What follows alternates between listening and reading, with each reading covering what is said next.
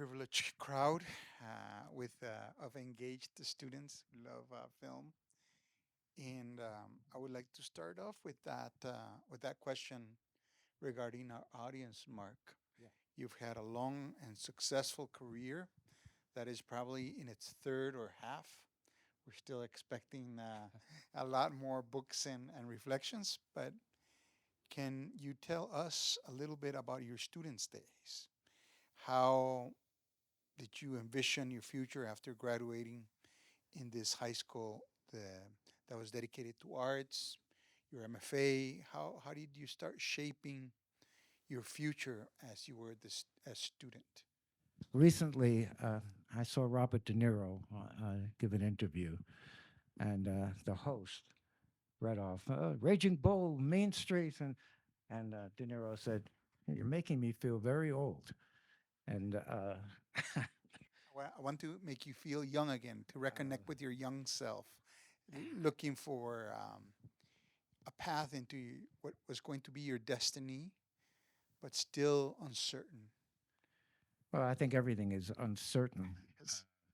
in life. Certainly, when first of all, I was a child actor professionally. I did it. I'm not really sure why I did it, but my parents were very liberal, and they said, "Okay, if that's what you want to do." And I started doing a lot of TV and some Broadway, but it was something was not right for me.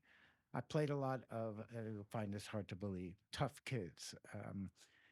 Because I guess I had that rough look as a kid, and it is farthest thing from who I was and who I am. To me, it's all up here. It's not in front of what's there. But um, I have to tell you, I was in a Broadway show called The Secret Concubine. Okay, The Secret Concubine was a play about a woman living in the rural part of China. I don't know how I got cast in this, but um, and the emperor comes and takes my sister away to be concubine. And I have my big scene with her is the goodbye scene where she's trying to explain to me why she's leaving. So I remember reading for it. I went in to read for it. And in those days, I guess still today, they just give you what they call a side. They give you a page of a scene. They hand it to you, say, "Okay, go up and do it." Yeah. "Okay, what about all that method?"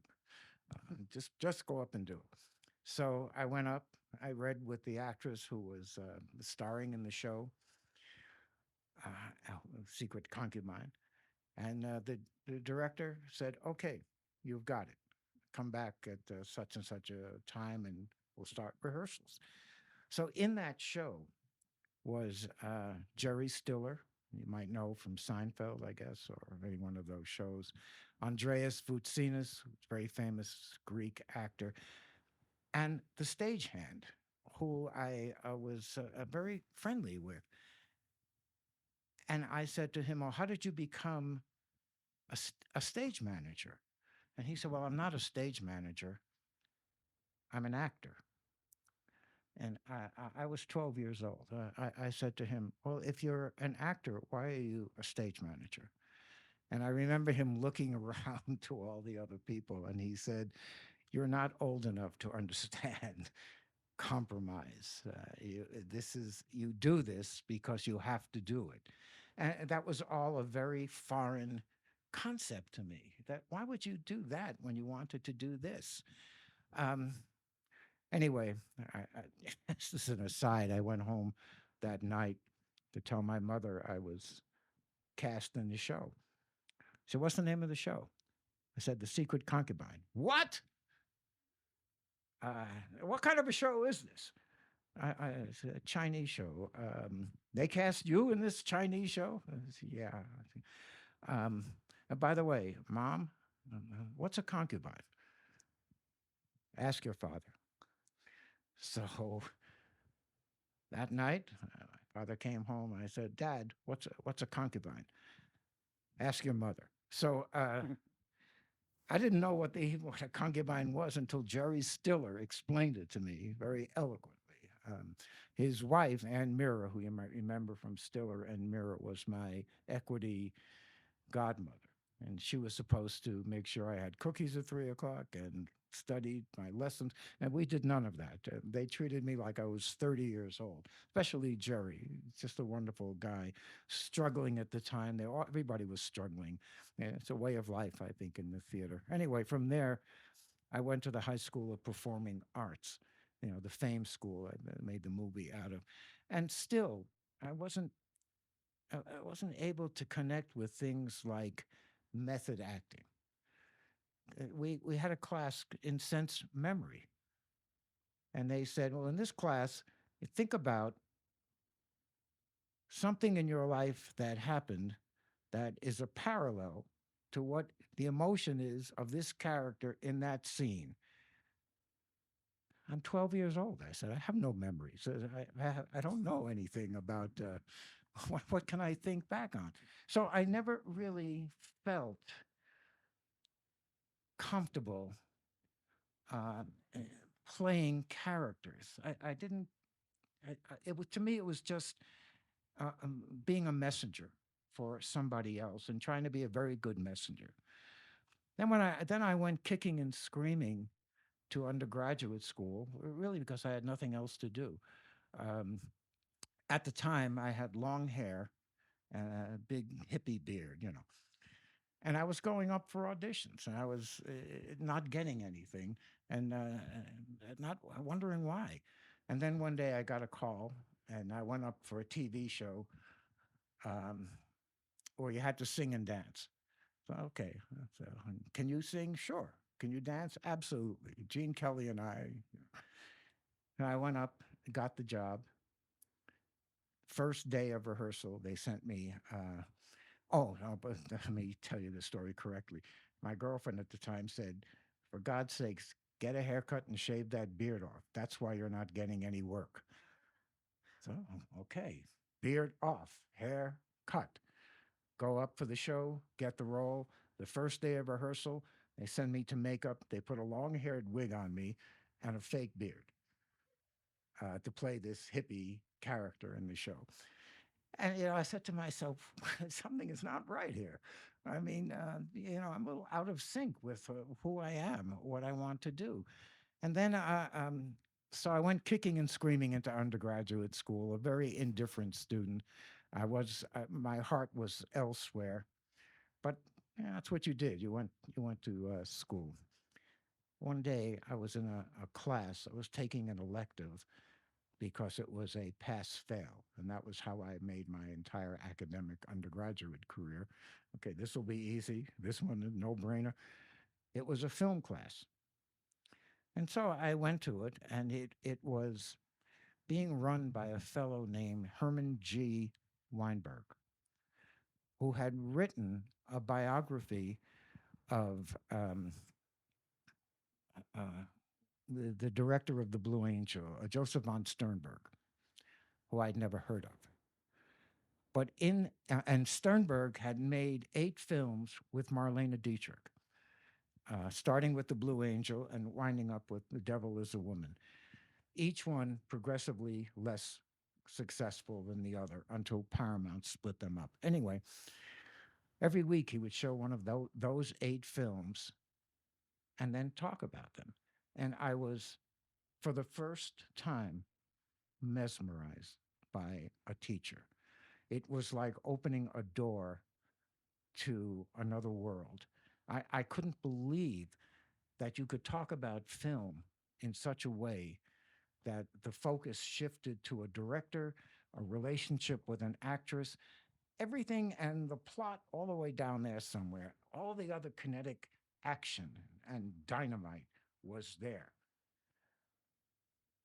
That changed everything for me. That was the key. Somebody, a real kinship, somebody I could identify with on a level other than I had been used to. I finally graduated from City University in New York. And a friend of mine said, Columbia has this film school that they're starting and they're giving out fellowships. I said, I can't. No more. I can't. No more school for me. I'm going to go back to playing hippies on television. Don't say that. And I haven't stopped. And he said, but Andrew Saris is heading up the film program. That changed everything for me. I had to study with this person, the American originator of auteurism, kind of taking what Weinberg did times 1,000. I stayed at Columbia for 5 years. I got my MFA, and I got my I did all my doctoral work. And throughout it all, Saris was my mentor. And classes there were about the size of what they are here. And so you had an opportunity to interact. And then I did some work for him, um, helping him record and transcribe these things that he just spoke of, um, just by speaking. No notes, no. It just came from right inside of him, and that became. That's the first time I think my life came into a sharper focus. I um, I began to understand where I belonged in my world, what my world was going to be. While I was at Columbia, one of my best friends took his own life. He was a very famous, well, I don't know how famous he was, a kind of a political folk singer by the name of Phil Oakes. I'm sure nobody here has heard of him. We were very close. We made a movie together that we produced. He produced. I co-produced it, directed it, wrote it, um, and then he was gone. And something happened inside of me.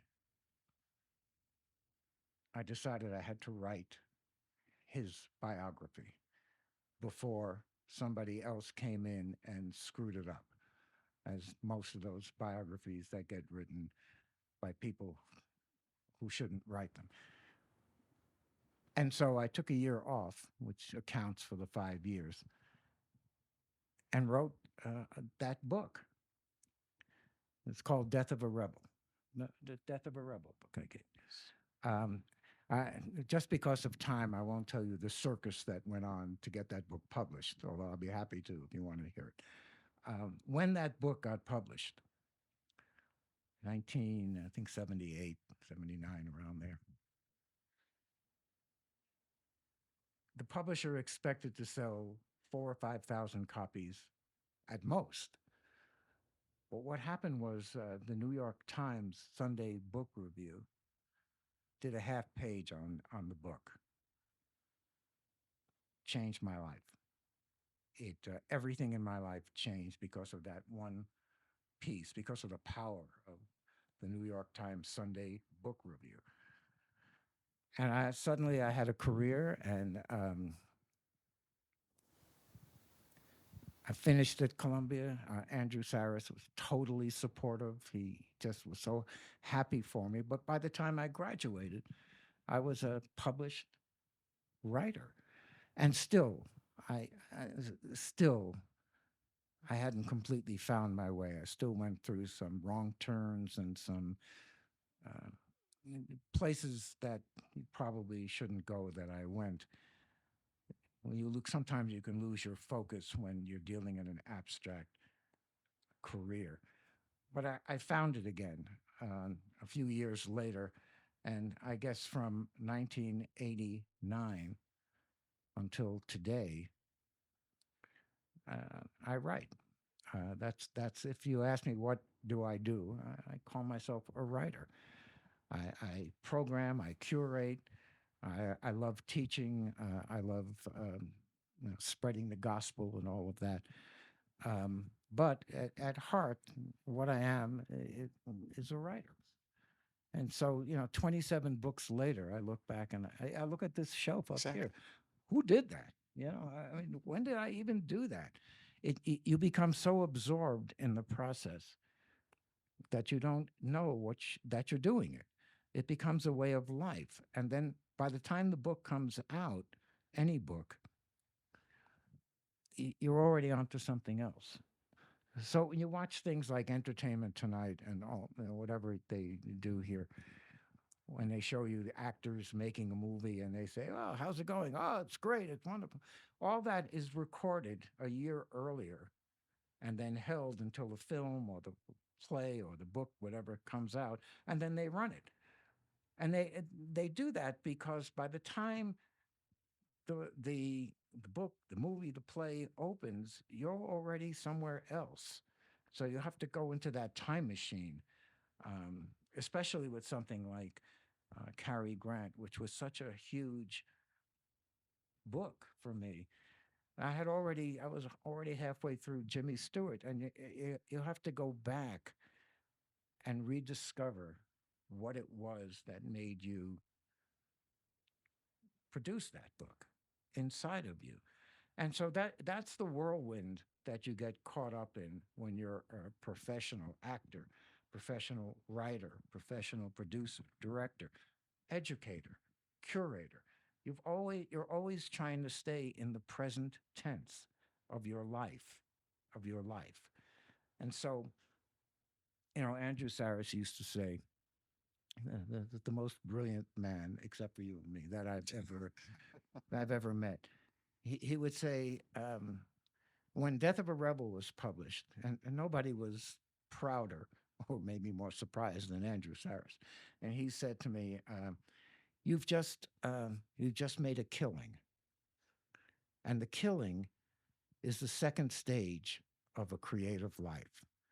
The first stage, making a living, the stage manager, the actor who was the stage manager.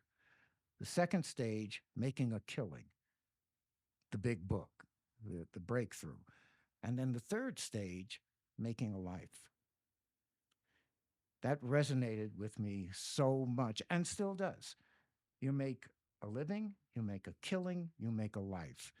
And right now, one of the projects I'm working on is a memoir.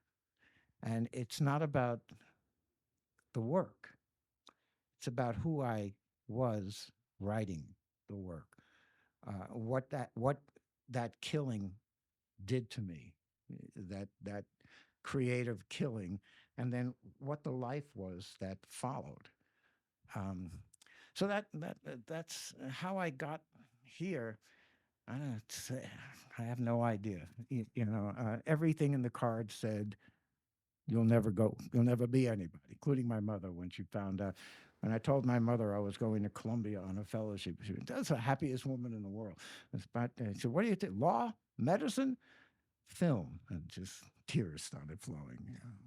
My poor son.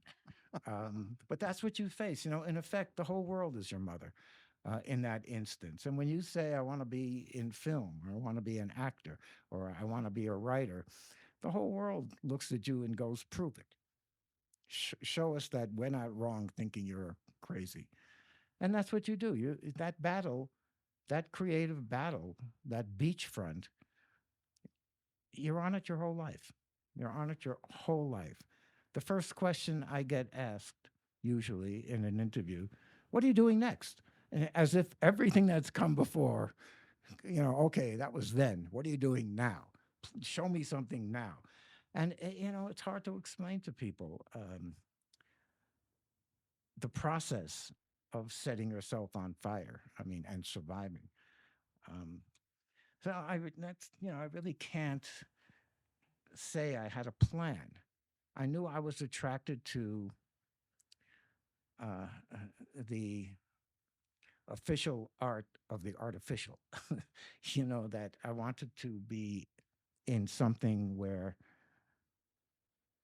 I was noticed. I had an identity. I was somebody. And show business was very attractive to me on any and every level. But how I got there, I mean, my life would not be a good roadmap for anybody to follow. Um, it's just the nature of the arts is that it's.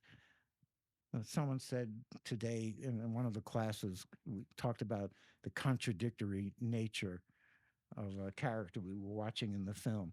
Yeah, I mean, in order to overcome the entropy of failure in life, you have to be contradictory. You have to say uh, passivity is not the way, activity is the way. You've got to go against that grain to be able to avoid failure. I mean, failure is something you impose on yourself. That's when you say, I'm a failure, then you're a failure. Success is something that other people impose on you. And all the externals are great and all that. But I find you have to come back and connect with young people. It's always been my one of the most fulfilling things for me. It's the young people, no compromises in their life. Everything is ideal, and you go into the world believing it's written in the first person, and then you go out into reality, hopefully with enough strength that you've gained. The muscle of your education is strong enough that you can go against that grain. And I consider myself sometimes lucky, but I don't think luck is really what it is. I think it's character. You have to be able to fulfill your own fate. Nobody, fate isn't over there and you're over here. As a Heraclitus, your character is your fate. So I write every day. Tell me about that. Tell me about the craft. Tell me about what does it take to be a full-time writer. The title of the conference is A Life of Writing. What does that mean in a day-to-day basis? How do you construct your character or construct your fate? Well, first of all, I never say to myself, I'm the greatest writer in the world. I'm just waiting for the world to realize it. Uh, what I say is, I want to be the best writer I can be. That's once you understand that, you've already taken a step in the right direction. Don't compare yourself to people who you are giving yourself an unfair disadvantage. So that's the first thing. The second thing is that no matter what I'm doing in my life, no matter what's going on, all the drama and all of that, I write every day. I take a minimum of an hour and a half, 2 hours, sometimes 3 hours, sometimes 8 hours, sometimes 12 hours. And I write. And I sit down. It used to be a typewriter. Now it's a screen. And the battle begins. The something's got to come out of you onto the page, whatever page you're using. But if you don't do it every day, it's like every other muscle in your body. It will grow flabby. It'll atrophy. So I find that doing it every day, even if what I produce isn't usable, it leads me to what is usable. It helps you focus where you're trying to go. Writing is it's a lonely business.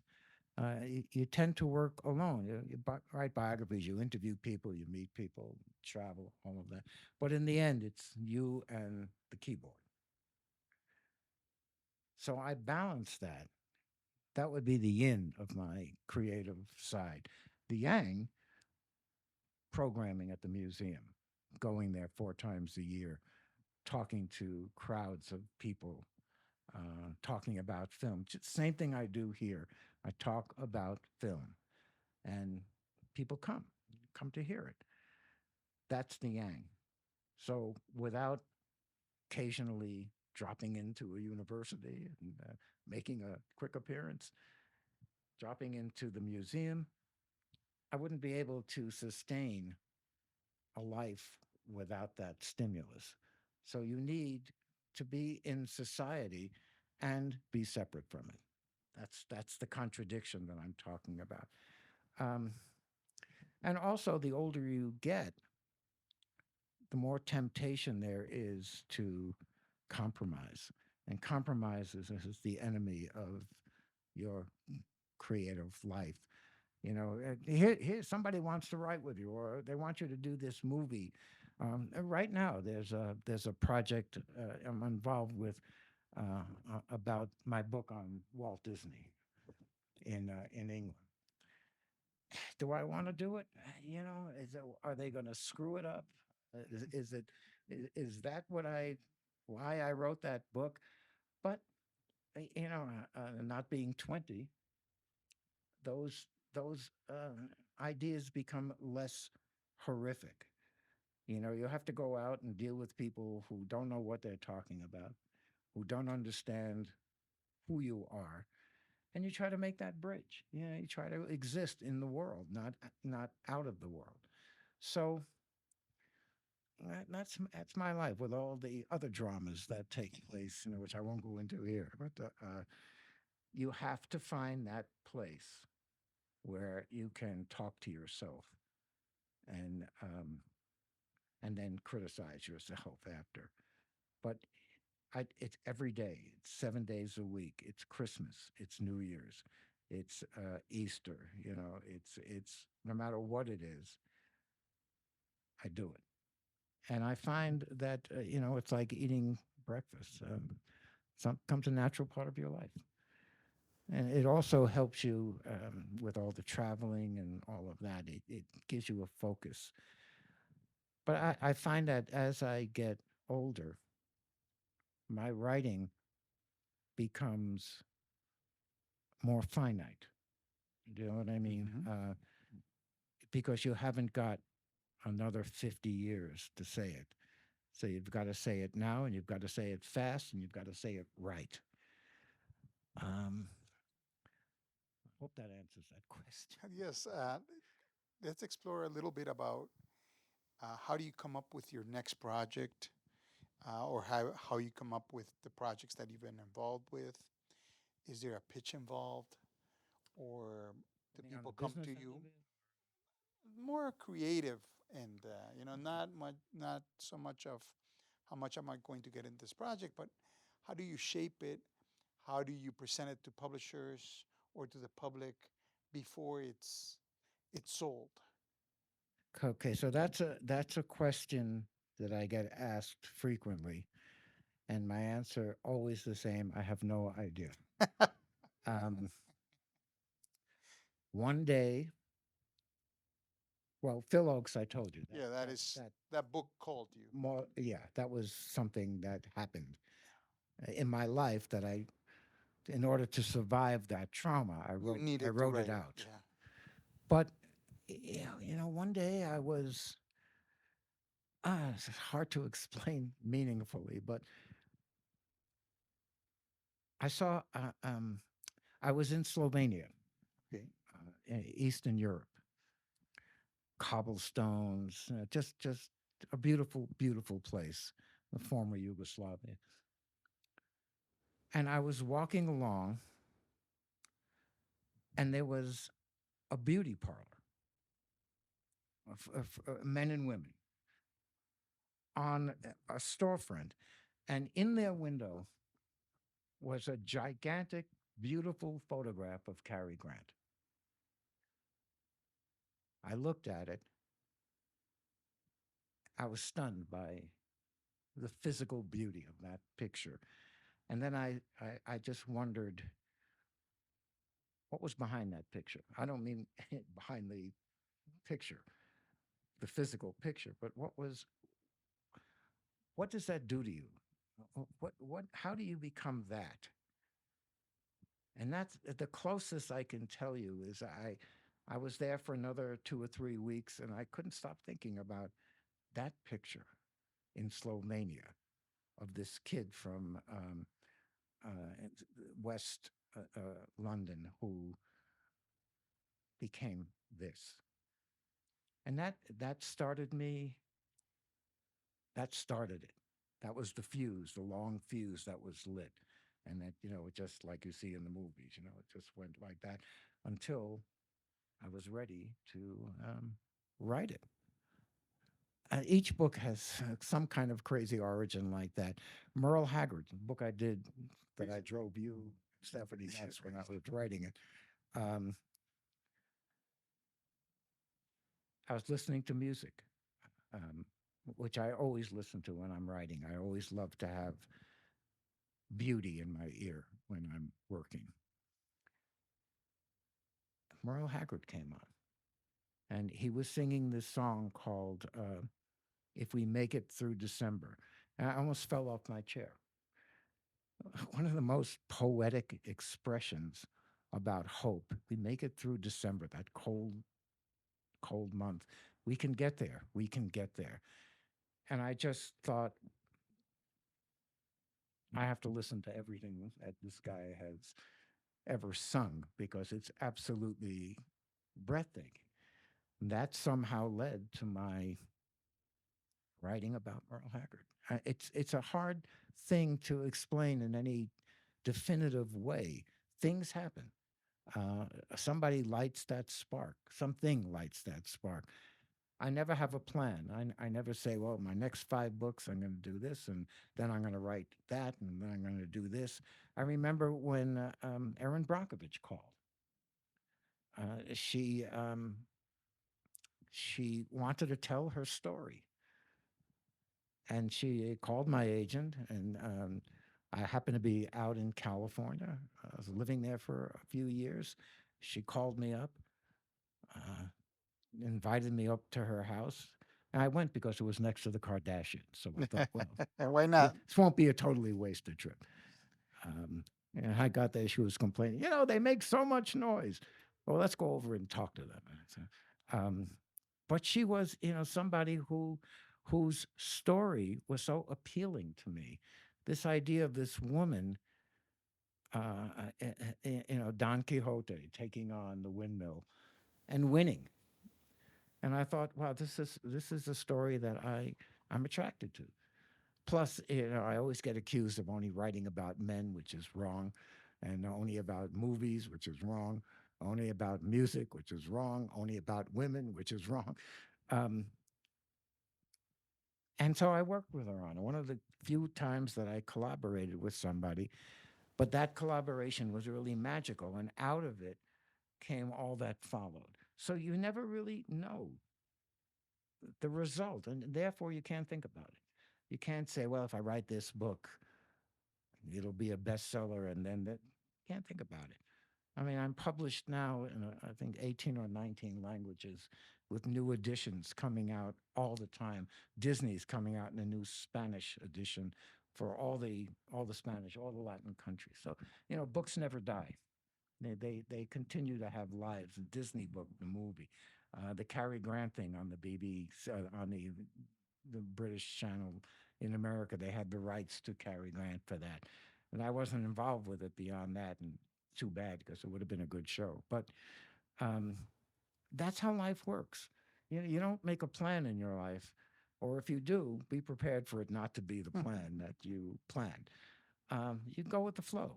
You try to maintain some minimal level of integrity in a world that is constantly lifting its skirts up and saying, "Here, come here, compromise. Come here, do this," and you have to say, "No, no, I'm going to stay with me. You can't get me that way." Although you probably can get me that way. But, another story. Well, tell me about the book that you enjoy the most, or that you thought that you had it all figured out, and in the process of writing, you discover something different, either joy or discovery. Writing is never a joy. Um, it's going into the coal mine, and working. It's work. I love in the movies when you see. It was the book. I think Bell Book and Candle, that movie with Kim Novak, and Jack Lemmon, and there's a character in the film played by Ernie Kovacs, and a very funny, creative guy who died in a car crash right after the movie was made. Anyway, he's a writer, and the way he writes in the film is he walks around his room speaking, and his secretary writes everything down. And he does this for about 10 minutes, and then he goes into another scene. And I remember seeing that when I was a kid, saying, "Wow, what a great job!" You sit around talking, and you're a secretary writing everything down. And that's not the way it is. It's not writing; it's movie writing in the movies. It's work. It's a lump of clay that you're constantly forming. You're constantly shaping it. To me, writing is rewriting. That's really what writing to me is fixing, shaping, sharpening, getting it into focus. It's never, I mean, it's not a vacation. It's never, I don't associate joy with that. I don't think I've ever been happy writing a book because I'm never satisfied with what I'm doing. Even today, if I pick up any one of those books, uh, why didn't I wanted to do this? I didn't say that. It's a creative process that you don't stop.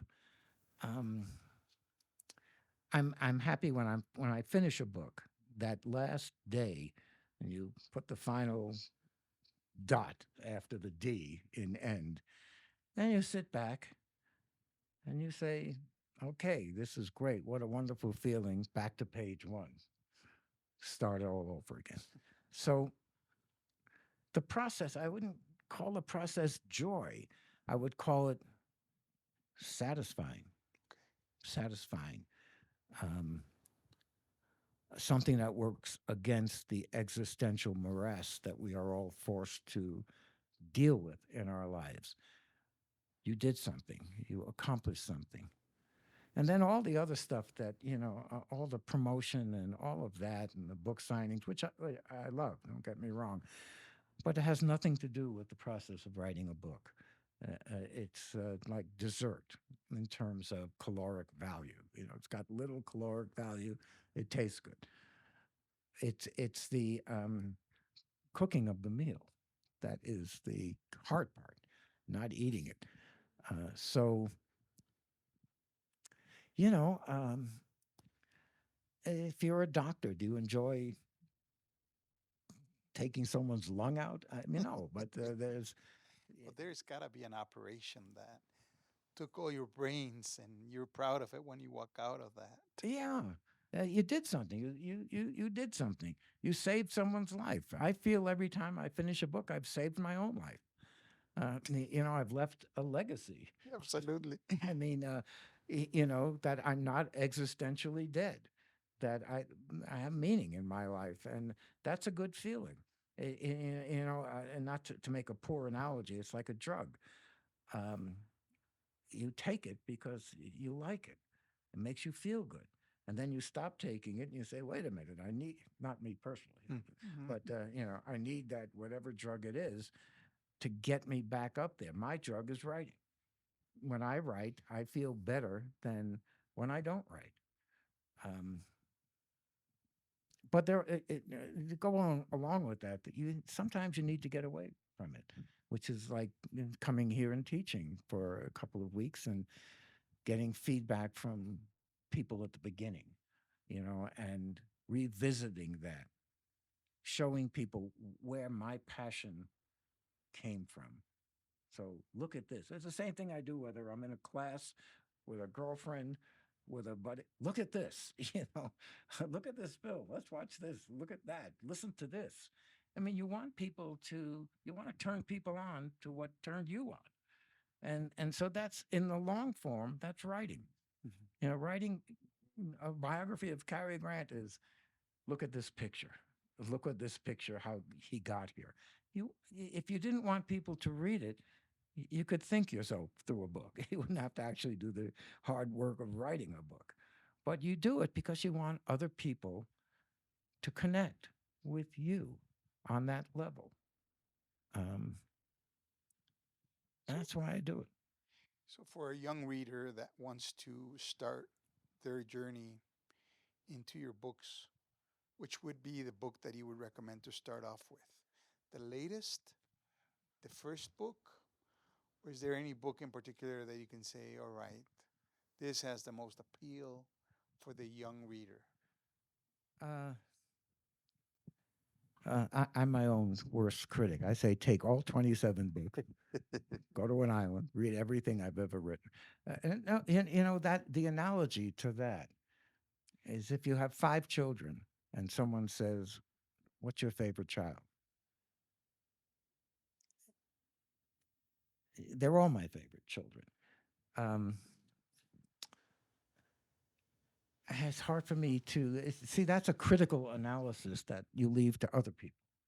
That they you should read his this or you should read this thing. I mean, emotionally, a first book is like a firstborn. Death of a Rebel, which I wrote 50, 45, 50 years ago, still resonates inside of me. I still get emotional when I revisit those series of events that I'm a part of, that I lived through. And Cary Grant, that's my mother's favorite actor. So, if you maternally inclined, you might like Cary Grant. Um, Jimmy Stewart, I remember seeing Jimmy Stewart in Vertigo when it first came out. And I was a kid and I had no abstract abilities at all. I remember watching him when he was hanging off that cliff. You know, Hitchcock loves to hang people off cliffs. North by Northwest, Saboteur, Vertigo. People are always on the edge of their lives, hanging over, but not falling through.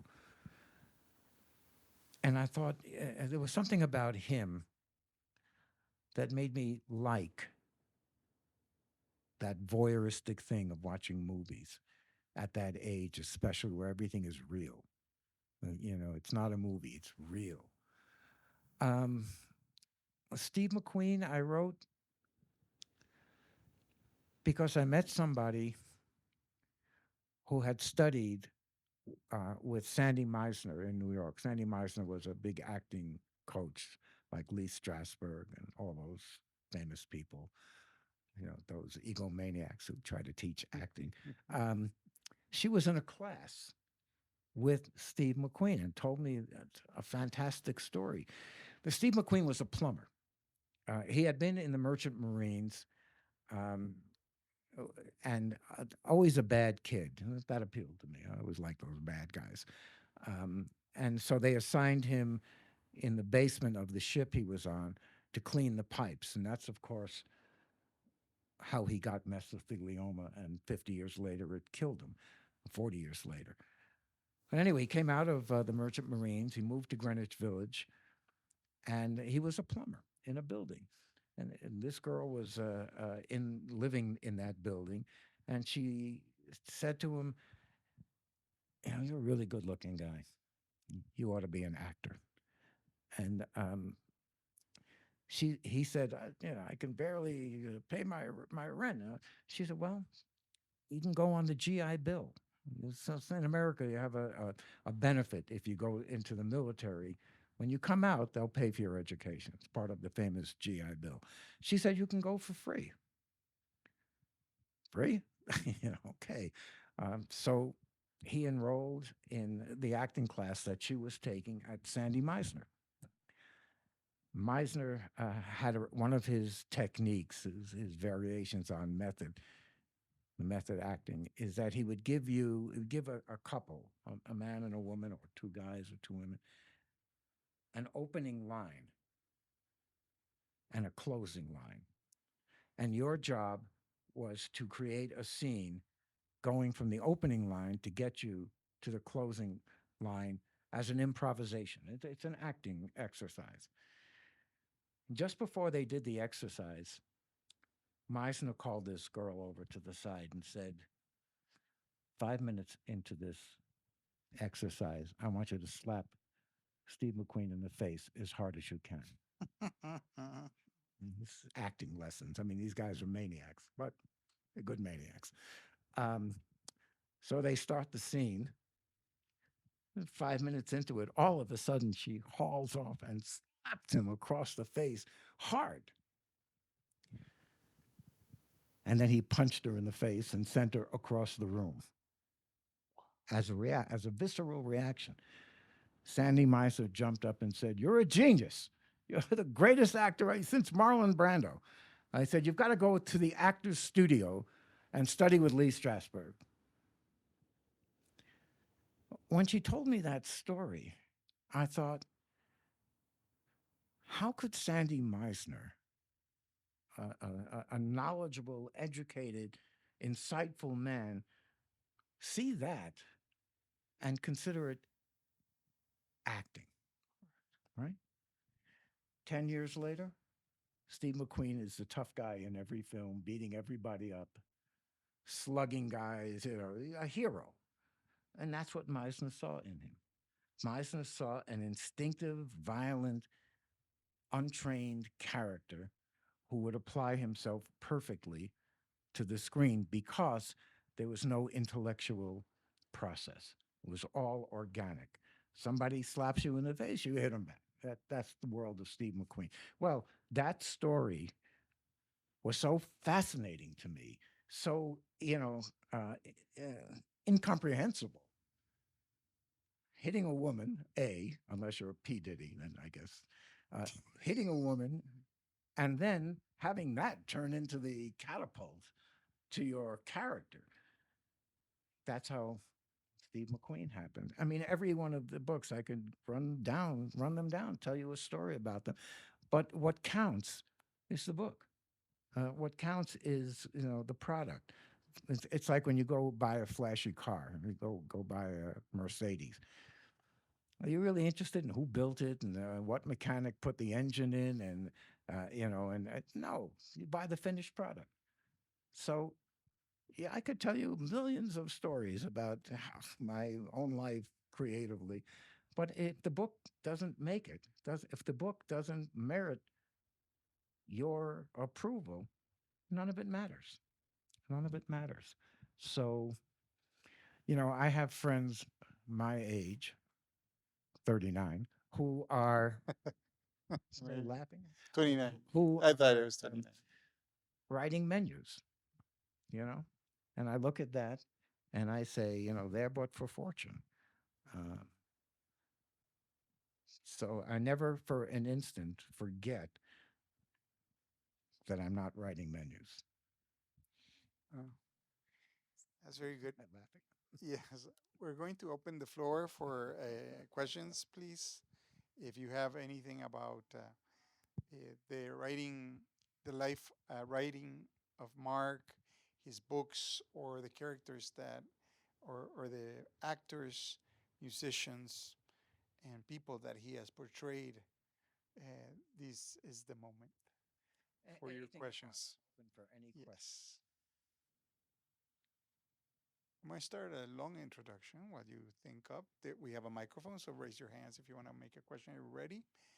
But the first book that I read from Mark was biography of Clint Eastwood, and I never thought that this book would impact me so much because it brought back memories of me and my father watching movies very early on, and stuff between my dad and me because one part of his life, my dad styled himself after Clint Eastwood. So it was like I couldn't believe it that this book was talking to me in this very intimate way. So I recommend his books highly. If there are some in the library that he has donated over time, he's always generous to bring a new title whenever he comes. And some students have also purchased his books through Amazon, and the book from which is out of print in English, the Walt Disney book is coming out soon in Spanish, and we'll make the announcement when it comes for those of you interested that is available. because it'll be in print soon. So, We'll have a Mickey Mouse party. or we'll have it. We'll have it. It's Um, called the Dark Prince, yeah, and you know, Clint Eastwood. One of the things about him that attracted me was the fact that he wasn't part of the system. That he never could reconcile Hollywood and what he wanted to do, so he created his own world, Malpaso, and his relationship with Warner Brothers Films was mainly they were distributors, and they would fund the film and then make their money back in distribution, but had no say in the films. So here's an outsider working within the system, but able to maintain his rebel distance, his ability to be the outsider, work within the system. I always found that well, I fascinating. find it fascinating that he's, I think, 93 or 92 and Still doing still it. exactly. And some of those last movies have been masterpieces, to my opinion, my humble opinion. But so please join the conversation with questions, comments. All right, there you go. Thank you, Mena.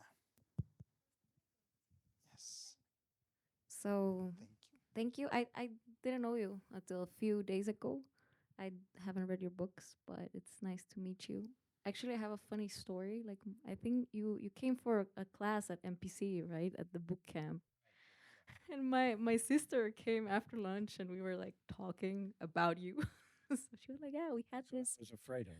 we had this like lesson with Marc Eliot, and like he seemed like quite scary at first, but then we were talking and then she started asking me some questions about film and what I thought about like art and like freedom of expression.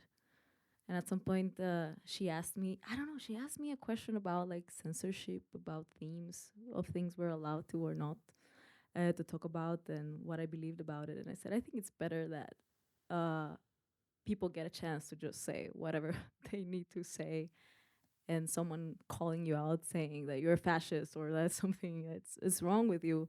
She was like, "Yeah, you know, like he said something of a sort," and I was like, "Oh," and I got super interested in coming here because I thought it would be interesting to hear more about your ideas when it comes to art. I'm not in film. I've done some experimental movies, but um, I'm an artist, and I was wondering while like listening to you and the books, like I noticed, I mean it's mostly like this characters, right? This like profiles of people, and I always been very interested in biographies in the sense that they're this construction also of the character of a life.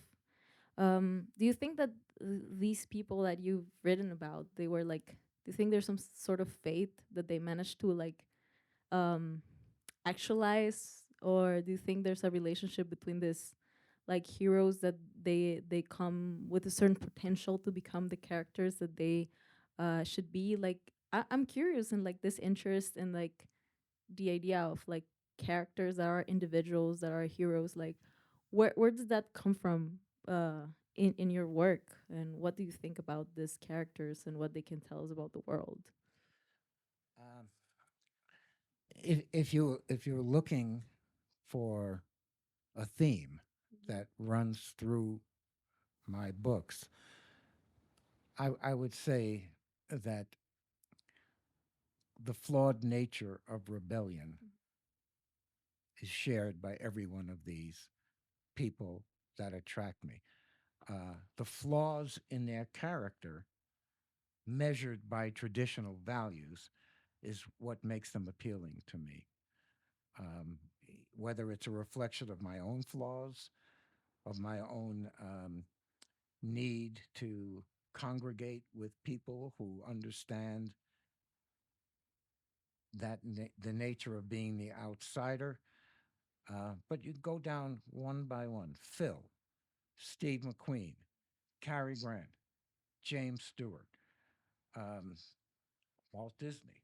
I mean, all of these people were flawed and managed to turn that flaw into personal redemption. I'm very big on redemption. I think that their ability to succeed and be their own man, woman, whatever, is a great act of accomplishment. Now, with acting, actors and acting, no matter how much you want to be Marlon Brando or be Marilyn Monroe, eventually you wind up as the character that you can project. So, you're that type. So we're going to put you in this. And with Clint Eastwood, he wasn't a very articulate, still isn't a very articulate guy. He's an instinctive kind of actor, um, a one take wonder, that kind of guy. He was in a TV show where he played a second banana, Rawhide. He was like the second guy in the show, the co star. They were making a movie in Europe. Sergio Leone was making a movie, and they needed someone who could project strength, play a cowboy, and not talk a lot.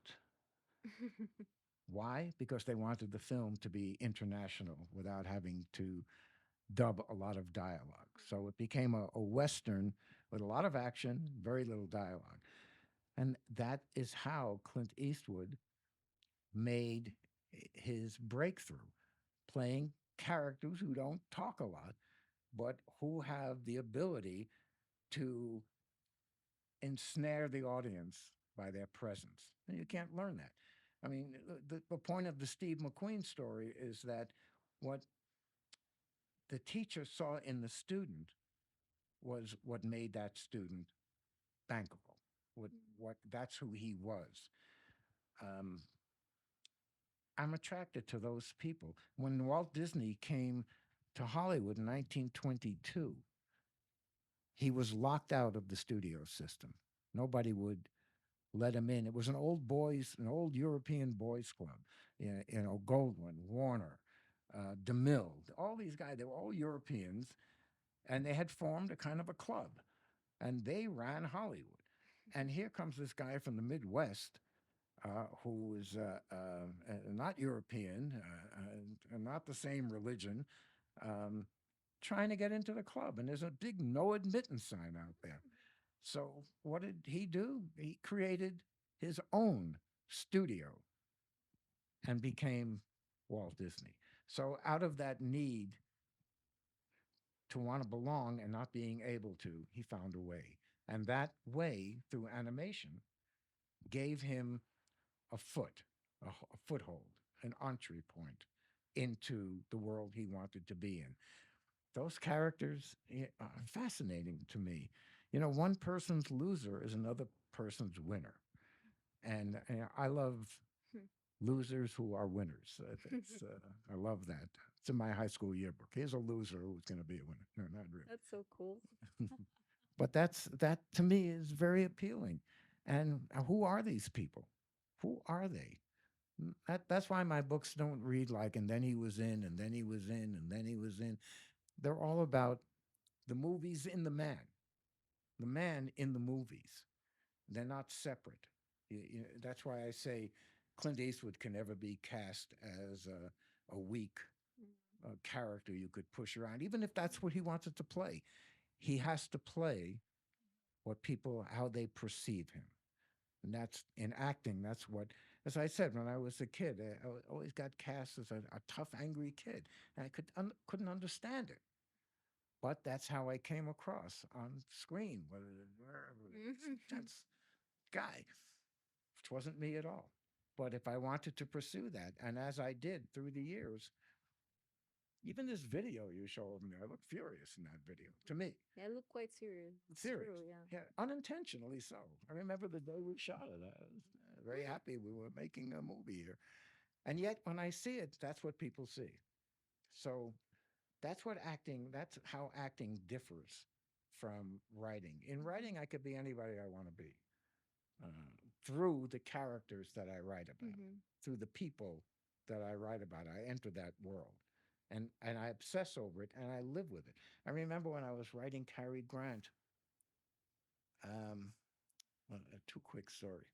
I watched every movie of Cary Grant in a loop so that when the last film ended, I would go back to the beginning and watch the next, go back and see the first one to understand where he came from cinematically Mhm.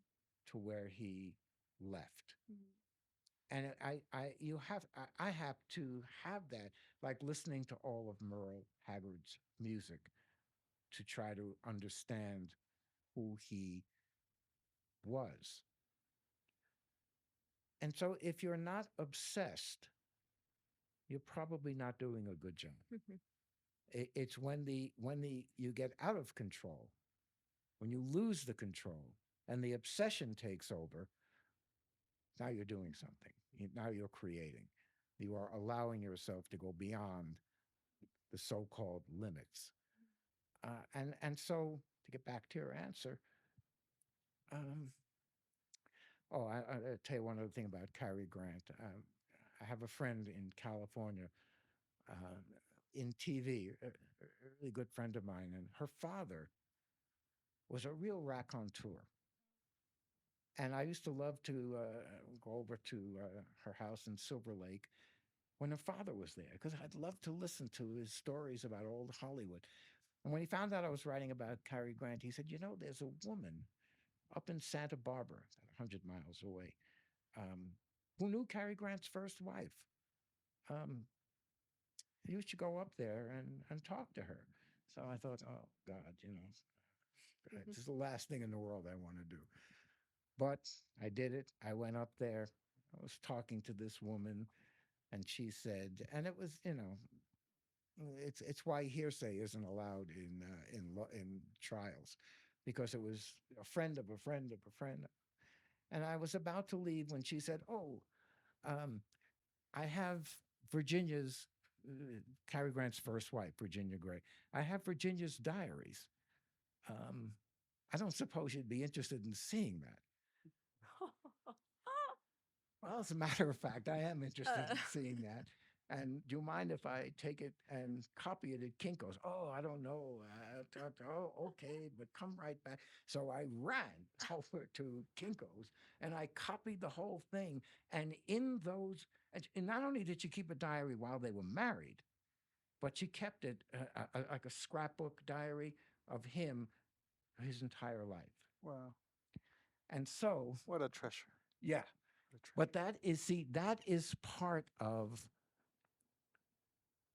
the process. If you don't go up and see that woman, Mhm. you don't get that diary. So writing biography, somebody you asked me what is it? It's a detective story. Mhm. It's the greatest crime drama in the world. You open up, a crime has been committed. A murder has been committed, the death of your subject, and you've got to go in and find out who killed him. Mhm. And that's how I approach biographies. So when I read those notes, that diary, she talked about Cary Grant married her, but he was living with Randolph Scott, another actor, and they were in love with each other. They that was a love story. And Hollywood kept on fixing him up with women so that nobody would think he didn't like women, all of that. But the gem of the story that she wrote in her diary is that he had a picture opening in London, and the studio was going to send him on the Queen Mary, Mhm. the very famous cruise ship, to London and pay for the honeymoon as long as he would be at the premiere.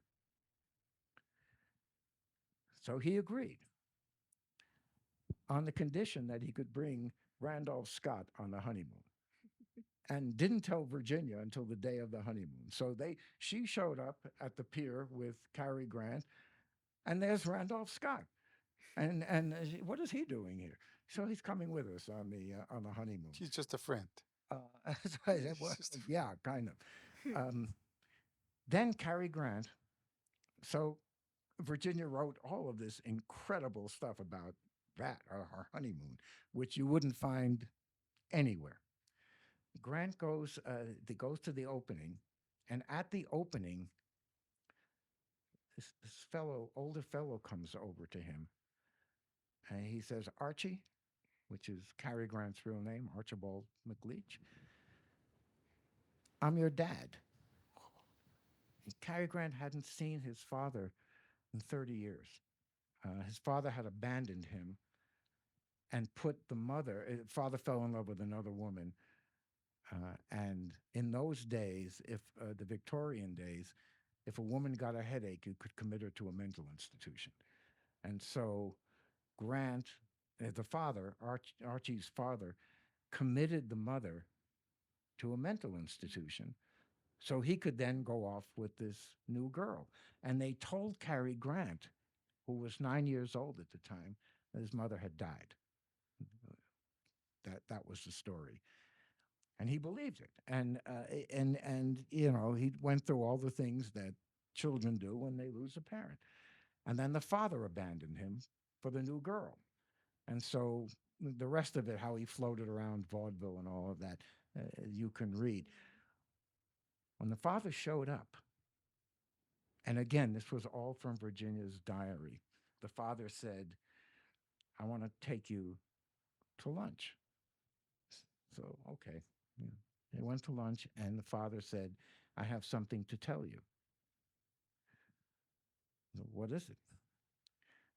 "Your mother is not dead. She's alive in this institution." Well, I mean, you can imagine, I hope, the shock, all the range of emotions going through. And he said, "You should go visit her." So Cary Grant went to the institution. They brought him in. They introduced her to his mother, who he hadn't seen since he was 9 years old. And she said, and this was the killer, "I can't believe Cary Grant would come to see me." Yeah. Oh my God. So when you talk about where does a character come from, look at all these characters that Cary Grant played in movies. Almost without exception, he is the pursued male object by beautiful women.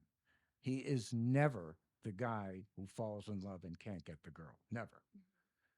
So the link between that series of events and who he became as an actor, to me, that's where the action is. I mean, that moment when she says, what did I do to deserve a visit by Cary Grant? How do you make that up? You can't make that up. Yeah. And from that story, from the diaries, everything opened up to me. I understood everything I needed to, and then just track down other people. But that's the mystery. That's solving the crime right there. And that's the action of that book.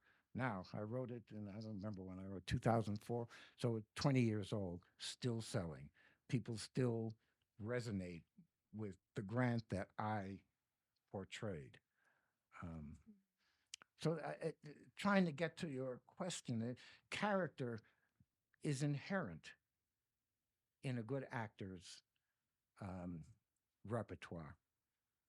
Grant could play an actor, a beautiful man who was pursued by women, because he could never find the woman that he was searching for. And so his fantasy, inversion of the fantasy, is that women pursued him. Nobody wanted him as a kid. So here he turned that around, and that's why his films are so organic. When that quality he has, so powerful, even if it's misunderstood, powerful. And that's the black hole mystery of art, is how you convert that to success, to use that word. It's a mystery. I hold up a DVD for your consideration, ladies and gentlemen. Does the DVD talk? Does the DVD do anything? No.